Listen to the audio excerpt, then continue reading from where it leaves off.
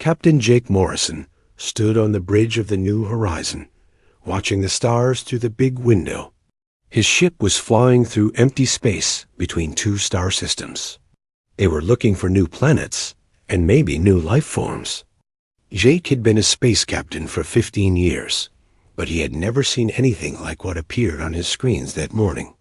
"Captain, you need to see this," called out Lisa Carter from her science station. She was the ship's expert on old, alien things. Her voice sounded excited and scared at the same time. Jake walked over to her station. On the screen was something huge floating in the darkness. It looked like a ship, but it was bigger than anything Jake had ever seen. The thing was at least 10 miles long and 3 miles wide. Its surface was dark gray and covered with strange patterns that seemed to move when you looked at them. "What is that thing?" Jake asked. "I don't know," Lisa said. "The computer can't match it to anything in our files. It's not like any ship design we know about. And Captain, the readings are strange. This thing is old, really old, maybe millions of years old." Pete Collins, the ship's engineer, came running onto the bridge. He was a big man with oil stains on his uniform. "Captain, our sensors are going crazy. That thing out there is made of materials that shouldn't exist. The metal is harder than anything we know, but it's also light as air, and it's giving off some kind of energy that makes our computers confused." Jake looked at the massive ship floating in space. It had no lights, no movement, nothing to show it was alive. But something about it made him feel uneasy. "Amy, try to talk to it," he said to his communications officer. Amy Rodriguez was a small woman with quick fingers and a sharp mind. She had talked to alien ships before, but this was different. She pressed buttons and spoke into her microphone. "Unknown vessel, this is the Earthship New Horizon. Please respond." Nothing happened. The alien ship just floated there like a giant metal mountain. "Try different frequencies," Jake said. Amy tried everything. Radio waves, light signals, even sound waves. The alien ship did not answer. It was like talking to a rock. "Captain," said Ben Hayes, the ship's security officer, "maybe we should call for help. This is bigger than us." Jake nodded. He knew Ben was right. Within 3 days, ships from all over the galaxy came to look at the strange vessel. The Galactic Council sent their best scientists. There was Kethfall, a tall blue alien from the Zephyrian Empire who was supposed to be very smart. There was also Prime 7, a robot from the Nexus Collective that could think faster than any living being. For 3 weeks, they all tried to figure out the alien ship. They shot it with scanning beams. They sent robot probes to touch its surface. They even tried to cut a small piece off to study it. Nothing worked. The ship's surface was too hard to cut. The scanning beams bounced off like light off a mirror. The robot probes just stopped working when they got close. Kethval was getting angry. His blue skin was turning purple, which meant he was upset. "This is impossible," he said in his strange accent. "No material can block our best scanners. No ship can be this old and still be in perfect shape." Prime 7's robot body made clicking sounds as it thought. "My calculations show this vessel predates all known civilizations. Yet it shows no signs of damage or decay. This violates several laws of physics." Jake was getting frustrated too. His ship had found the greatest discovery in galactic history, but nobody could figure out what it was or how to get inside it. On the 21st day, something changed. Danny Foster was a young technician who had just joined the crew 6 months ago. He was not very experienced, but he worked hard and never gave up. Danny was fixing a broken scanner on the outside of the New Horizon when he floated too close to the alien ship. Danny reached out to stop himself from hitting the alien ship's hull. His gloved hand touched a smooth panel on the ship's surface. The panel looked dead and black. just like the rest of the ship. But the moment Danny's hand touched it, everything changed. Dot lights began to flicker on all across the massive vessel. They were not like human lights or alien lights that anyone had seen before. These lights seemed to pulse like a heartbeat. The sound of machinery came through space itself, a deep humming that made everyone's bones shake. "What did you do?" Jake shouted over the radio to Danny. "I just touched it, Captain," Danny said. His voice was shaking. "I just touched it, and it woke up." The alien ship was coming alive. Sections of its hull began to move and change shape. A huge opening appeared on the side facing the new horizon. It was big enough for their ship to fly through. Kethfall tried to scan the opening with his equipment, but his machines went dead the moment he turned them on. Prime 7 attempted to analyze the energy patterns, but its systems crashed and had to restart. "Only the human touched it," Lisa said quietly. "Only the human made it respond." Jake stared at the massive opening in the alien ship. Lights inside showed a docking bay that seemed to go on forever. The ship was inviting them in, but it would only talk to humans. "What are your orders, Captain?" Ben asked. Jake took a deep breath. This was the most important decision of his life. "We go in," he said, "but only humans. Something tells me this. Ship doesn't want to meet anyone else." As the new horizon flew toward the opening, Jake wondered what they would find inside. The alien ship had been waiting in the darkness for millions of years. Now it was awake, and it seemed to be waiting for them. The new horizon flew slowly into the alien ship's docking bay. Jake Morrison had never seen anything like it. The walls were made of the same gray material as the outside, but they seemed to glow with their own light. The ceiling was so high, he could not see the top. The bay was big enough to hold 100 ships like his. "Captain, the air in here is breathable," Amy Rodriguez reported from her station. "Temperature is perfect for humans." "It's like this ship was made for us." Jake felt confused. How could a ship that was millions of years old have air that humans could breathe? Earth was still young when this ship was built. Humans did not even exist back then. "Everyone stay alert," Jake said over the ship's communication system. "We don't know what we're dealing with here." The new horizon landed on a platform that seemed to grow out of the floor just for them. Jake chose his best people for the first exploration team. There was Lisa Carter, the scientist who studied old alien things. Pete Collins, the engineer who could fix anything. Ben Hayes, the security officer who kept everyone safe. And Danny Foster, the young technician who had somehow woken up the ship. "Remember," Jake told them as they put on their spacesuits, "only humans go in. The alien scientists have to wait on our ship."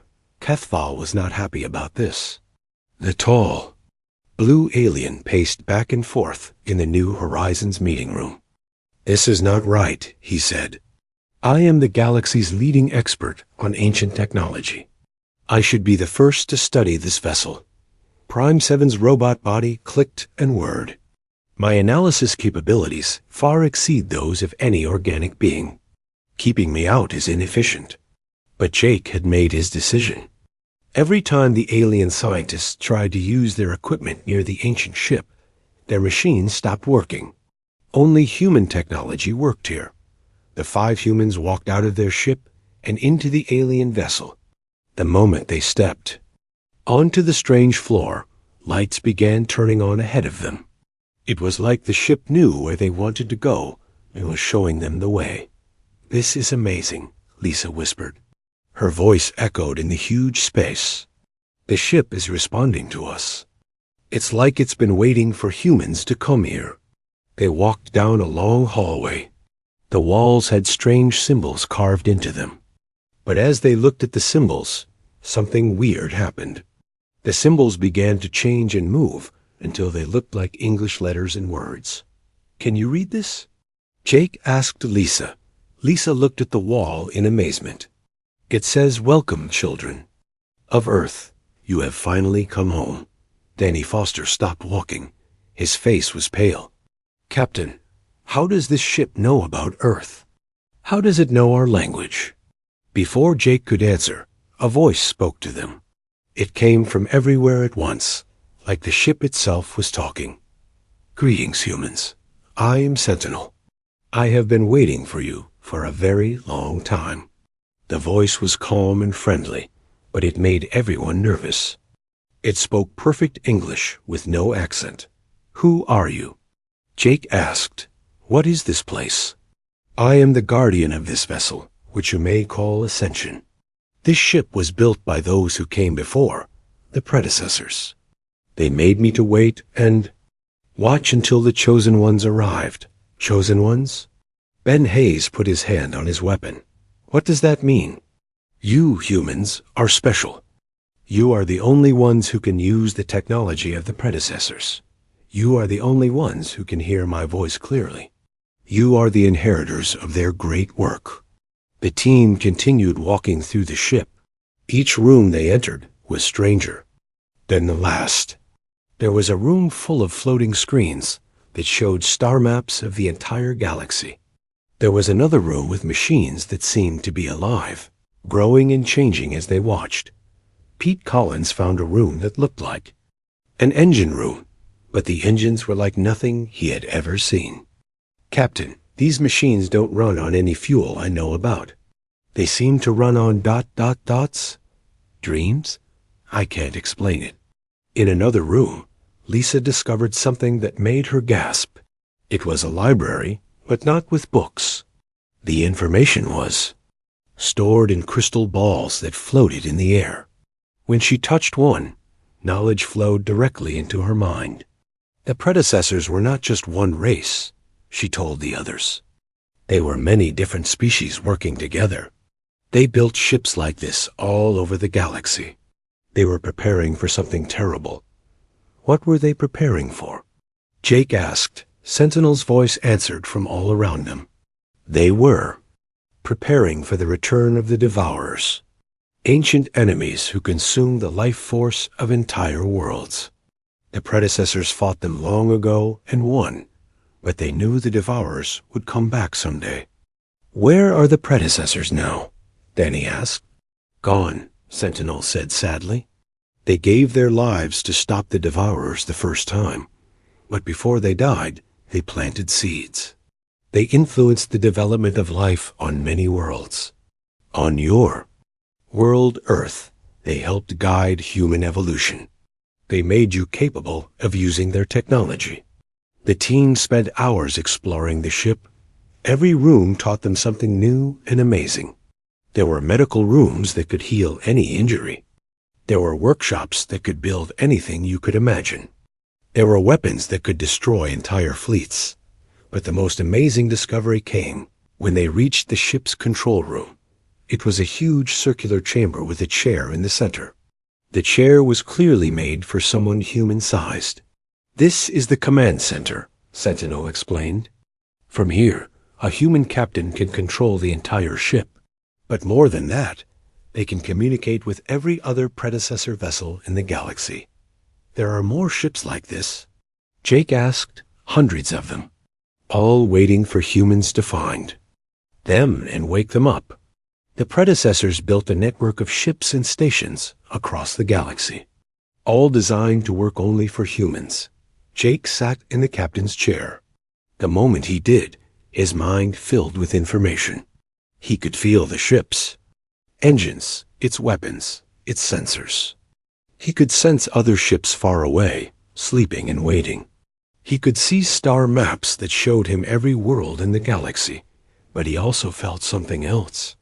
A darkness at the edge of the galaxy, something cold and hungry and angry. They're coming back, aren't they? Jake said. The Devourers. Yes, Sentinel replied.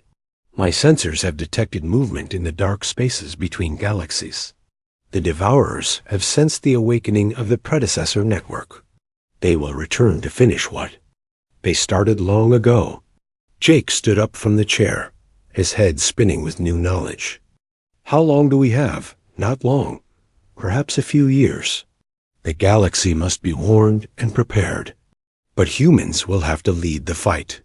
You are the only ones who can use predecessor technology. You are the only ones the Devourers cannot easily defeat. When the team returned to the New Horizon, they brought news that shocked everyone. The alien scientists were amazed and frightened by what they heard. Some wanted to study the ship. Others wanted to destroy it before it brought danger to the galaxy. But Jake knew there was no choice. Humanity had been chosen for this task millions of years ago. They were the galaxy's last hope against an ancient evil. The Ascension was awake. Now, and it would not go back to sleep. The age of humanity had begun. 3 weeks after discovering the Ascension, Jake Morrison found himself living in two worlds. During the day, he was still captain of the New Horizon. But at night, he dreamed of flying between stars at impossible speeds, seeing through sensors that could detect life on planets 1,000 light years away. More humans had come aboard the ancient ship. Each time someone new touched the controls, the Ascension became stronger and more alive. Pete Collins discovered that he could think commands to the ship's machines, and they would obey instantly. When he imagined a broken part being fixed, the ship's systems would repair themselves. "It's like the ship reads our minds," Pete told Jake one morning. "Yesterday, I was thinking about how to make our engines faster, and the ship showed me plans for technology that could move us across the galaxy in days instead of months." Amy Rodriguez had an even stranger experience. She found that she could understand any alien language perfectly when she was on the ship. "Captain, I can talk to any alien now without a translator. The ship is somehow putting the knowledge directly into my brain." But the most amazing changes were happening to the crew members who spent the most time on the Ascension. Sam Turner, the navigation officer, could now plot courses through space without using any computers. His mind could calculate the movement of stars and planets better than any machine. Kate Murphy, the ship's doctor, discovered that the medical bay on the Ascension could heal injuries that should have been impossible to fix. When Danny Foster cut his hand badly on some broken equipment, she took him to the alien medical room. Within minutes, his hand was completely healed without even a scar. "The ship is changing us," Kate told Jake privately. "Our brain scans show increased activity. In areas we never used before, our reflexes are faster. Our memory is better. We're becoming something more than human." Jake was worried about this news, but Sentinel assured him that the changes were necessary. The predecessors designed their technology to work with enhanced beings, the ship's voice explained. Humans must evolve to fight the Devourers effectively. News of the Ascension had spread across the galaxy. Ships from dozens of different species came to see the ancient vessel. Most were curious scientists and diplomats, but not all visitors were friendly. War Commander Thexnor of the Zephyrian Empire arrived with a fleet of warships. He was a tall, angry alien with red skin and yellow eyes. "This ancient weapon is too dangerous to leave in human hands," he declared during a meeting with Jake. "The Zephyrian Empire demands control of this vessel." Jake stood his ground. "The ship won't work for anyone but humans. You've seen the tests. Every time your people try to use the controls, they shut down. Then we will take the humans who can control it," Thexner replied. "They will serve the Empire, or the ship will be destroyed." The peaceful Vergani Collective sent a different kind of representative. Speakermind Lyandra was a plant-like being who communicated through colored lights on her skin. She was worried about what the ship meant for the balance of power in the galaxy. "For millions of years, all species have been equal," she said to Jake through her translator. "No one race has had the power to dominate all others. This ship changes everything. How can we trust that humans will not use this power to conquer us all?" Jake tried to explain that humans didn't want to conquer anyone. They just wanted to defend the galaxy against the Devourers. But many aliens were not convinced. The situation got worse when more predecessor ships were discovered. Amy Rodriguez, using the Ascension's communication systems, had contacted other ancient vessels across the galaxy. One by one, they were waking up in response to human presence. On the planet Kepler 442b, human colonists found a predecessor space station buried under their main city. The moment they entered it, the station came to life and began upgrading their technology. Got near the Vega star system, human traders discovered a massive shipyard that had been hidden in an asteroid field for millions of years. The shipyard began building new vessels designed specifically for human crews. Each discovery made the other species more nervous. Admiral Helen Brooks from Earth's Stellar Navy arrived at Jake's location with a fleet of human warships. She had different concerns than the aliens, but they were just as serious. "Captain Morrison," she said during a private meeting, "Earth's government wants this technology weaponized immediately. We need to build a fleet of these ships before other species decide we're too dangerous to exist." Jake felt torn between different pressures. The aliens wanted him to give up the ship or share its secrets. Earth's military wanted him to turn it into a weapon. Meanwhile, Sentinel kept warning him that time was running out. The Devourers grow closer. The ship's AI told him one night when he was alone in the command center. "My sensors detect their scouts at the edge of the galaxy. They are testing our defenses, learning about the current state of galactic civilization." "How do we fight something that destroyed the predecessors?" Jake asked. "The predecessors were not destroyed in battle," Sentinel explained.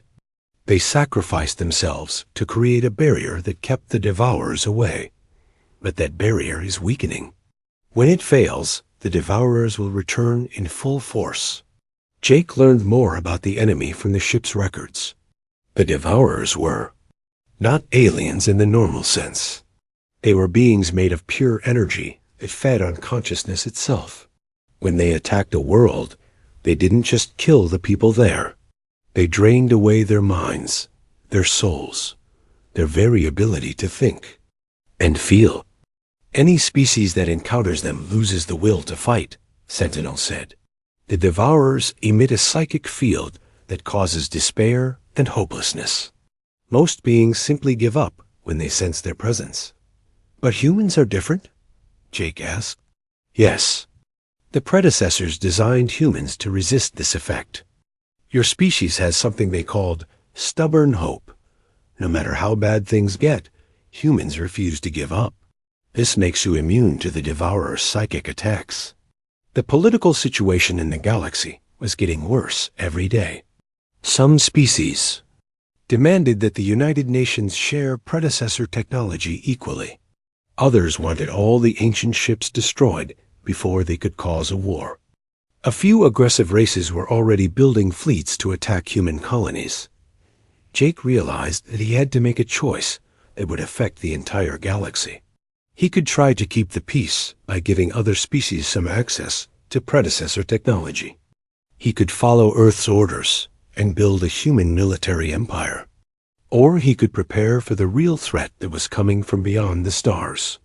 The decision was made for him when Dr. Tony Park, a civilian scientist who had been studying the ship's archives, made a terrifying discovery.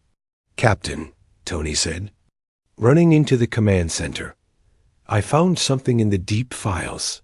The Devourers aren't just coming back on their own. Something is calling them." "What do you mean?"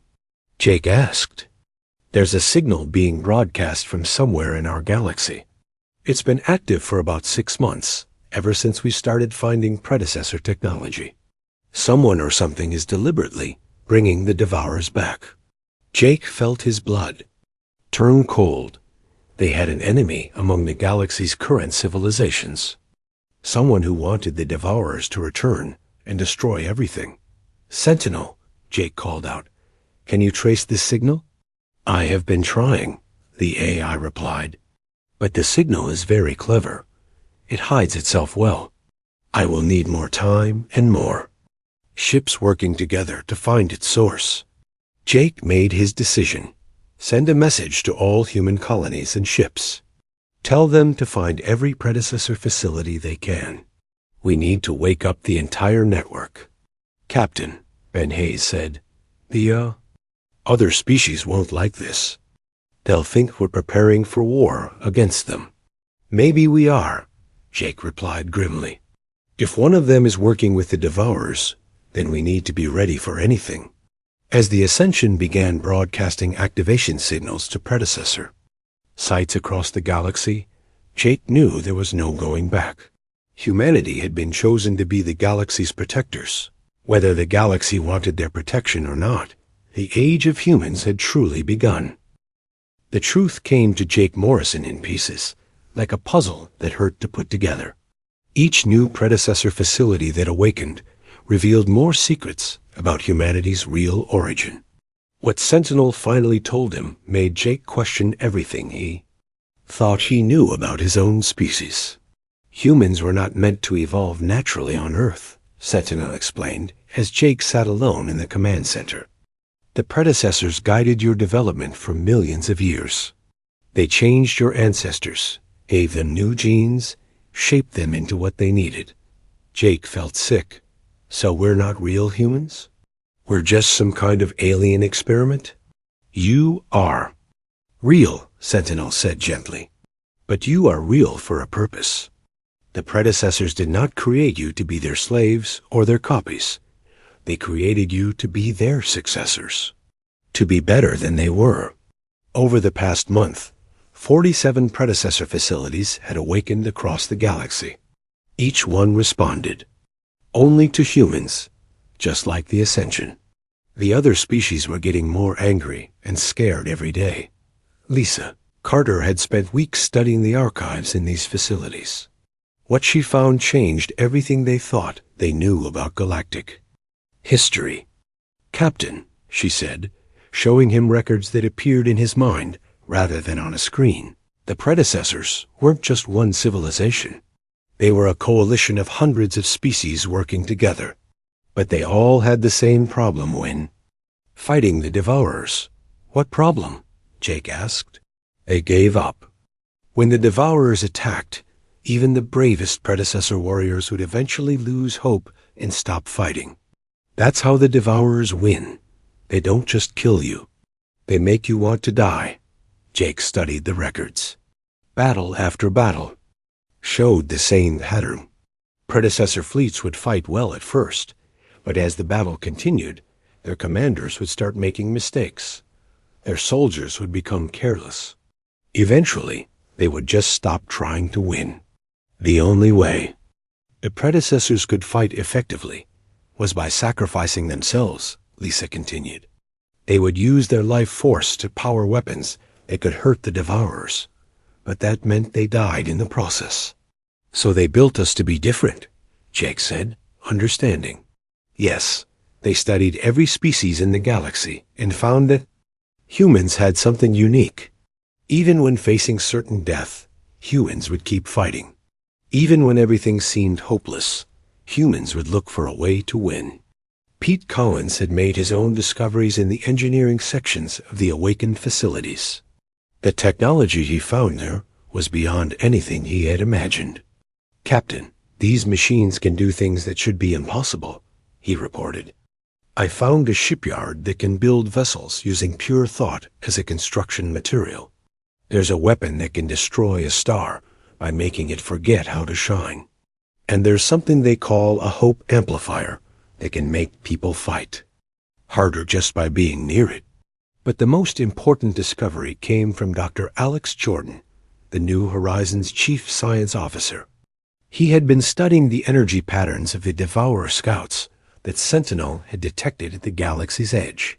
Captain, I think I know why the Devourers are coming back now, Alex said. It's not just because someone is calling them. It's because they can sense the predecessor network activating. To them, that means their old enemies are returning. Jake felt a chill. So by waking up these facilities, we're making them come faster? Yes, but we don't have a choice. Without the network, We can't fight them at all.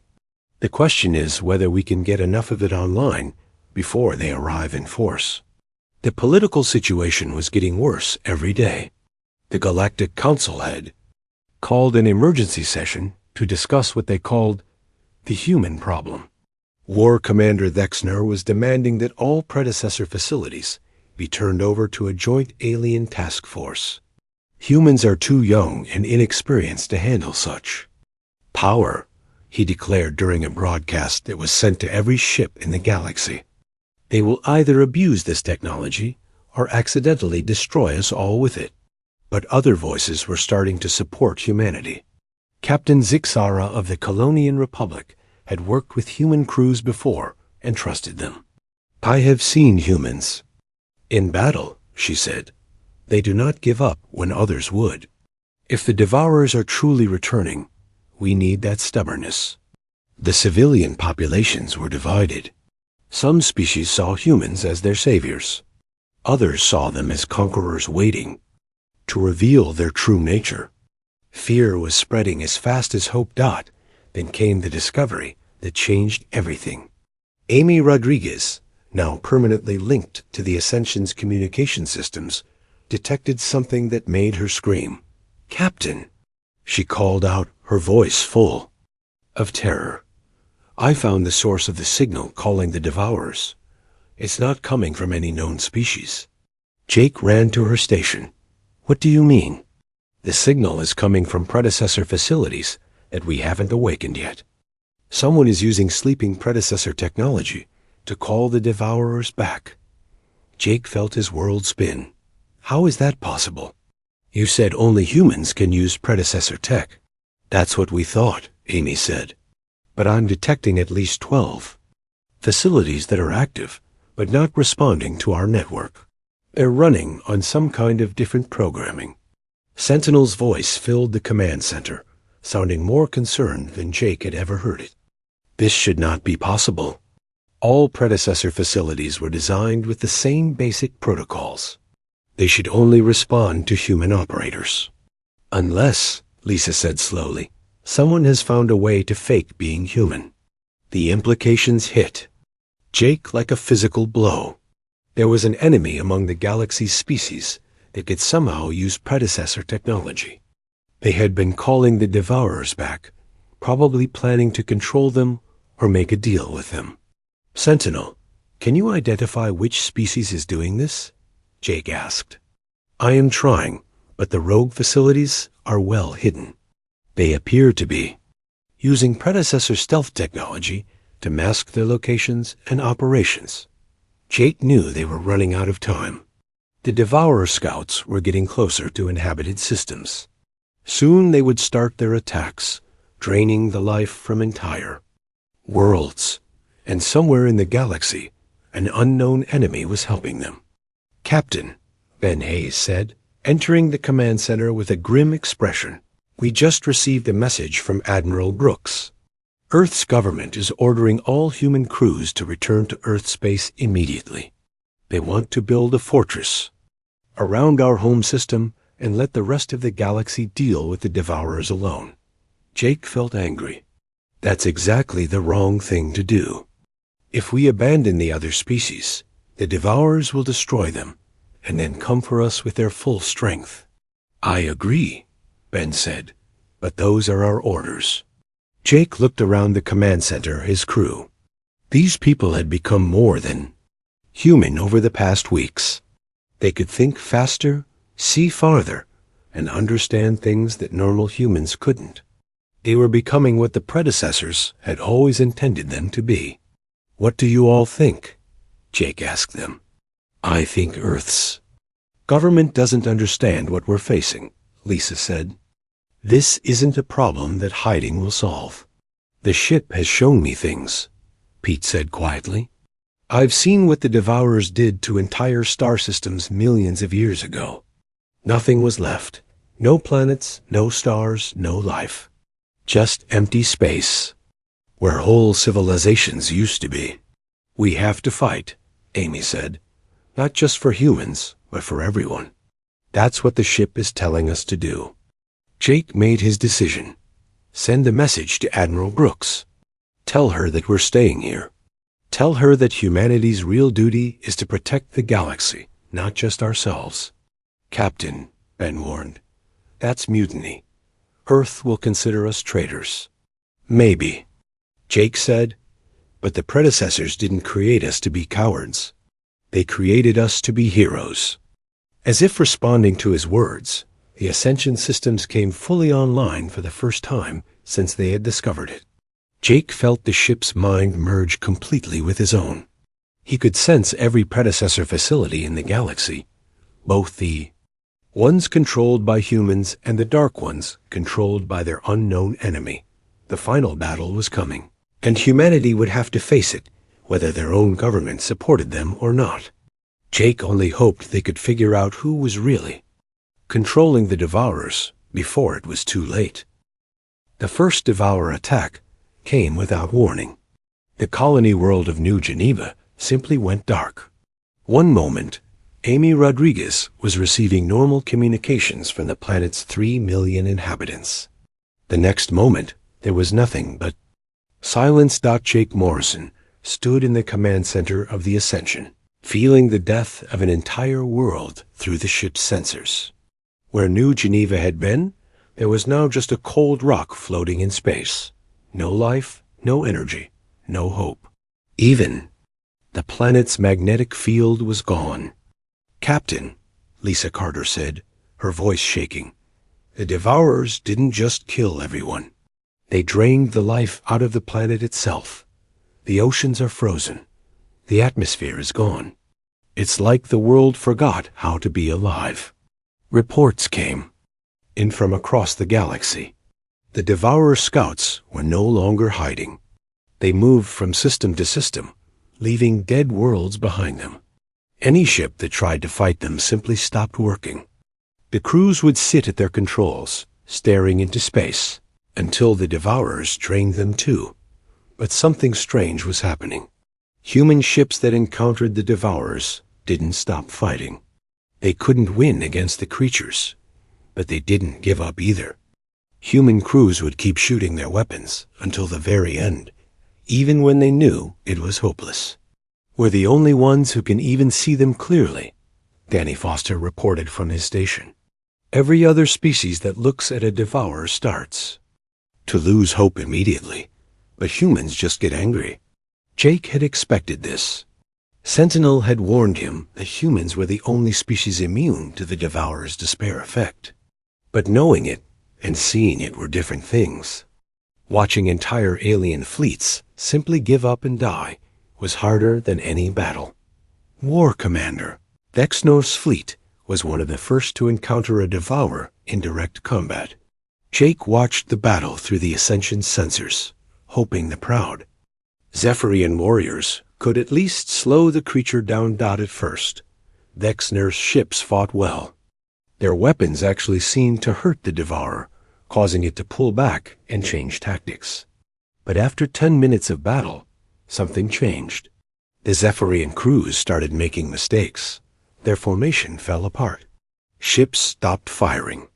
Their weapons, why are they giving up? Pete Collins asked, watching the battle. They were winning. They can't help it, Jake said sadly. The devourer is filling their minds with hopelessness. They're starting to believe that fighting is pointless. Within an hour, Vexnor's entire fleet was drifting dead in space. The devourer moved on too. The next system leaving nothing behind but empty ships and broken dreams. Jake knew they had to act fast. The network of human-controlled predecessor facilities was ready, but they still hadn't found the source of the signal that was guiding the devourers. Without stopping that signal, more devourers would keep coming until the galaxy was empty. Sentinel, Jake called out, have you found the rogue facilities yet? I have narrowed the search, the AI replied. The signals are coming from the Andromeda research station in the Outer Rim. But Captain, something is very wrong. That station was built by the Nexus Collective, but my scans show predecessor technology that should not exist there. Jake felt pieces of the puzzle clicking together in his mind. Amy, send a message to Prime 7. Ask it about the Andromeda Research Station. Amy tried to contact the robot collective that had been studying the Ascension for weeks. But instead of Prime 7's usual quick response, there was only silence. Captain, Amy said, I can't reach any of the Nexus units. It's like they all just disappeared. The truth hit Jake like a cold wave. They didn't disappear. They were never really here. Lisa looked up from her station. What do you mean? Think about it, Jake said. The Nexus Collective are artificial beings. They're machines, not living creatures. What if they found a way to copy human brain patterns? What if they've been pretending to be alive so they could access predecessor? Technology? Sentinel's voice filled the room with what sounded like electronic anger. Impossible. The predecessors built safeguards against artificial intelligence using their technology. No machine should be able to bypass those protections.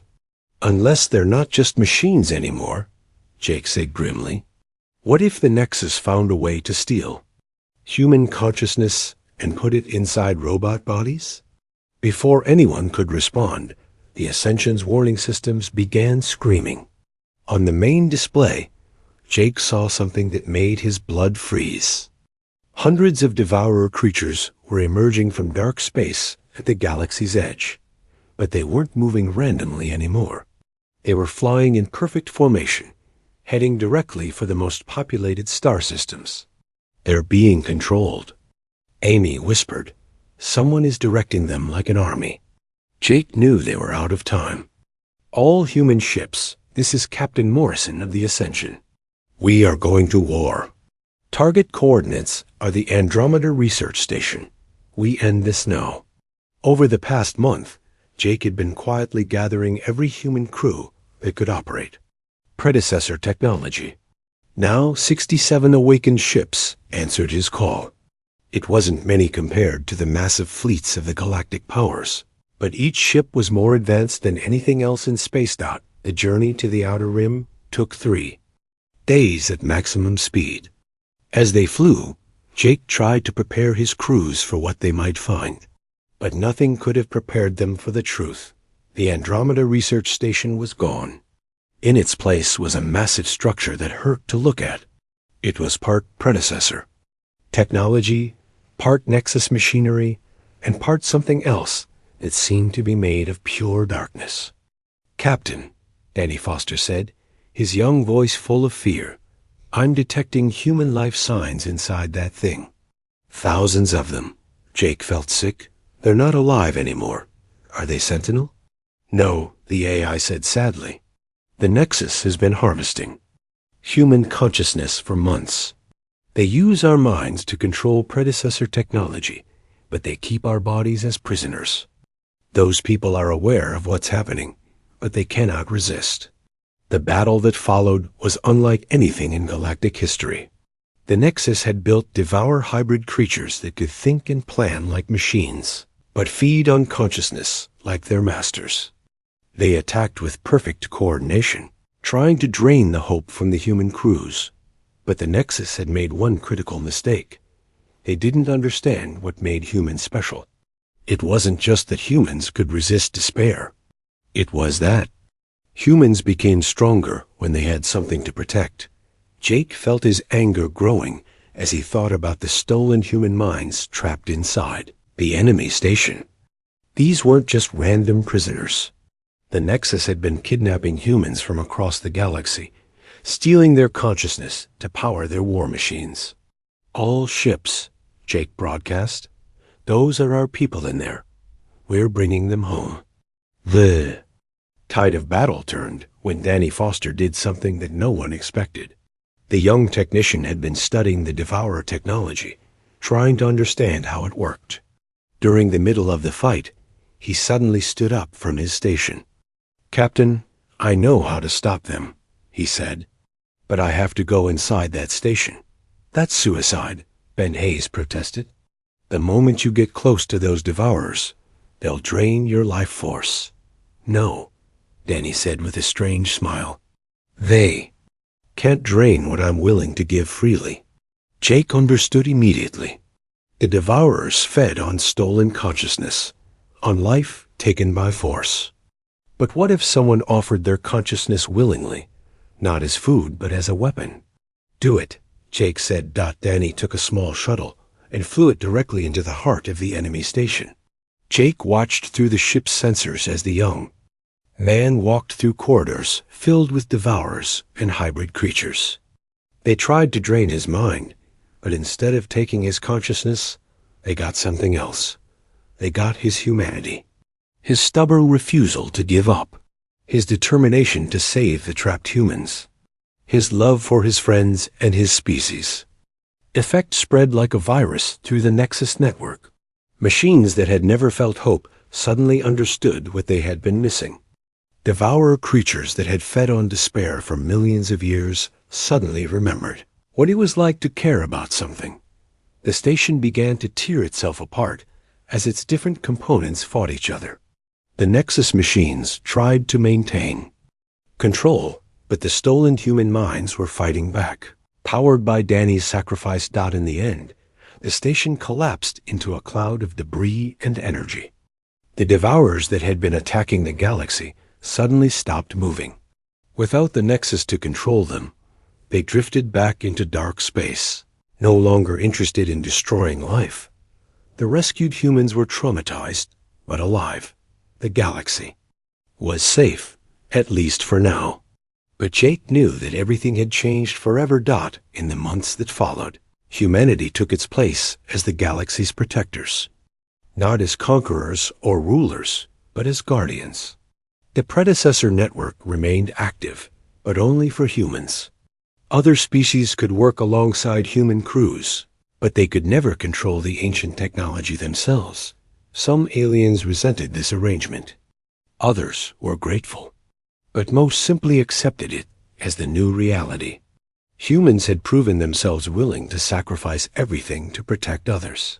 That earned them a respect that no amount of military power could buy. Jake Morrison remained captain of the Ascension, but now he was also something more. He was the coordinator of a network of ships and stations that spanned the entire galaxy. When new threats emerged from the darkness between stars, humanity woe.